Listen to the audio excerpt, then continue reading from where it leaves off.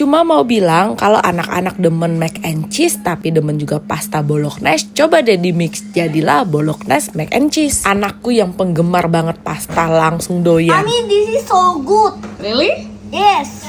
Selain enak, tentunya bergizi banget deh. Coba bikin yuk. Ini makaroninya tinggal kita rebus aja sampai al dente. Kasih minyak dikit biar nggak terlalu lengket. Untuk saus bolognese-nya aku bikin sendiri. Pakai tomat yang dihaluskan. Lalu kita bakal tumis bawang bombay ditambah sedikit bawang putih biar makin wangi.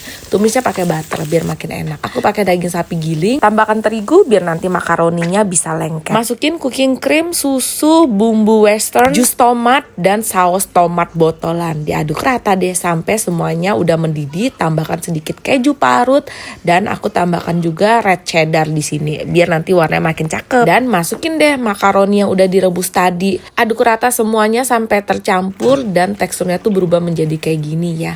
Ada sedikit sensasi keju-kejunya. Terus tinggal dicetak dan tambahkan mozzarella di atasnya. Tinggal dipanggang sekitar 10 menit aja. Tada, udah jadi nih. Cocok banget deh buat jadi bekal anak besok sekolah.